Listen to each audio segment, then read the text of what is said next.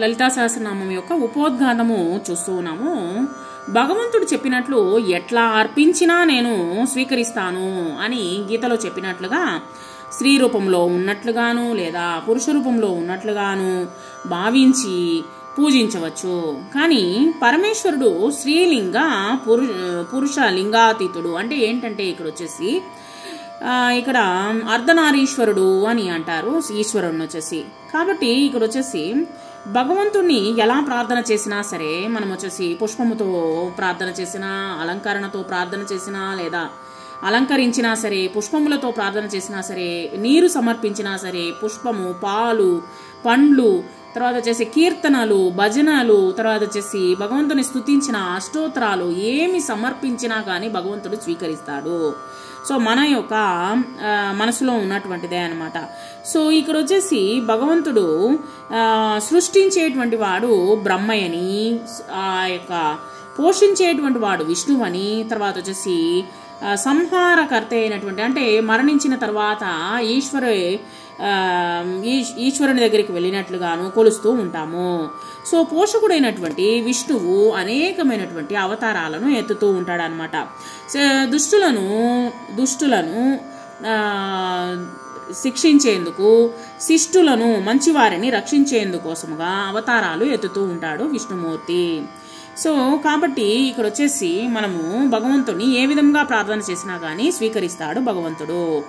So అలాగే మనకు వచ్చేసి ఇక్కడ బ్రహ్మయే శివుడే బ్రహ్మ అయినట్లుగా, శివుడే శక్తియే శివుడు అయినట్లుగా మనము భావిస్తూ ఉంటాము. కాబట్టి ఆ శివశక్తులు ఒకే పరమార్థానికి చెందినవే. అందుకే మనము అర్ధనారీశ్వరుడు అని శివుణ్ణి అంటామన్నమాట. కాబట్టి ఇక్కడ శివశక్తులు వేరు కాదు, వారందరూ ఒకటే. సో రెండిటికి అవినాభావ సంబంధం అనేటువంటిది ఉన్నది. కాబట్టి చాలామంది భగవంతుణ్ణి, అమ్మవారిని పూజిస్తారు. తర్వాత వచ్చేసి కదిలే జగత్తునకు ఈమె యొక్క అమ్మవారిని పూజిస్తారు. కొంతమంది వచ్చేసి భగవంతుని పూజ చేస్తారు. ఈశ్వరునికి ఎంత ప్రాధాన్యం ఉన్నదో అదే విధముగా ఈశ్వరికి కూడా అంతే ప్రాధాన్యం అనేటువంటిది ఉన్నది. పిల్లలు తండ్రిని చూసి భయపడము, తల్లి చెంత చేరడము మనకు అనుభవంలో ఉన్నదే. కాబట్టి తండ్రిని చూసి భయపడి పిల్లలు వచ్చేసి అమ్మ వెనక దాక్కుంటారనమాట. ఆ విధంగా మనం వచ్చేసి ఈశ్వరుని ప్రార్థన చేయవచ్చు, అమ్మవారిని ప్రార్థన చేయవచ్చు. ఇక్కడ తండ్రి చూపించే దయ కంటే తల్లి చూపించేటువంటి దయ ఎక్కువగా ఉంటుంది. కాబట్టి 2 రెట్లు ఎక్కువగానే ఉంటుందన్నమాట. కాబట్టి అమ్మవారిని ప్రార్థన చేయడం వలన మనకు ఇంకా ఎక్కువ అమ్మవారు వచ్చేసి మనకు అనుగ్రహం అనేటువంటిది అనుగ్రహిస్తుంది అనమాట. అందుకే సాధకుడు ఆమె దివ్య తేజస్సుకు, దయకు ఆకర్షితుడై వివిధ కళారూపాల్లో కీర్తిస్తూ ఉంటాడు, అమ్మవారిని ప్రార్థన చేస్తూ ఉంటాడు. అది ఏ విధంగా అంటే అనేకమైనటువంటి సహస్రనామాలతో కావచ్చు, అదే ఇందాక చెప్పుకున్నట్టు సహస్రనామాలు కావచ్చు, లేదా పూలతో కావచ్చు, పండ్లతో కావచ్చు, లేదా నీటిని కావచ్చు. నీళ్లు పెట్టినా కానీ అమ్మవారు భగవంతుడు వచ్చేసి స్వీకరిస్తాడు. తర్వాత వచ్చే పాలు. సో మనకు చేతనైనంత సహాయం, మనము చేతనైనంత మన యొక్క శరీరముతో మనము చేసేటువంటి పిండి వంటలు కావచ్చు, అనేకమైనటువంటి వాటిని మనము నైవేద్యముగా మనము పెట్టవచ్చు. సో ఇవన్నీ వచ్చేసి మనకు కీర్తిస్తూ ఉంటాడు. కనుకనే ఈ నామాల్లో మతంతో పాటు వేదాంతము, కవిత్వము, శృంగారము కలబోసి ఉంటాయన్నమాట. సో అన్ని కలబోసి ఉంటాయి. ఈ యొక్క శ్లోకములో బండాసుర వధంతో పాటు వేదాంతము, శ్రీ విద్య మేళవింపబడి ఉంటాయి. సుందర కవిత్వము, ఆధ్యాత్మిక జ్ఞానానికి సంబంధించినటువంటి సాంకేతిక విజ్ఞానము కలిసి ఉంటాయి. ఈ యొక్క శ్లోకముల్లో సర్వోత్కృష్టమైనటువంటి సౌందర్య రాశిగా అమ్మవారు ఇక్కడ కనిపిస్తూనే దుష్ట శక్తులను అణచుటకు దేవతా శక్తులను నడిపించుదానిగా ఇక్కడ మనకు కనిపిస్తూ ఉంటుందన్నమాట లలిత అమ్మవారు వచ్చేసి. ఆమె యవ్వన సూర్యోదయ కాంతితో సమాన తారకాంతులకు తిరస్కరించేటువంటి భూషణాలతో ఉంటుంది.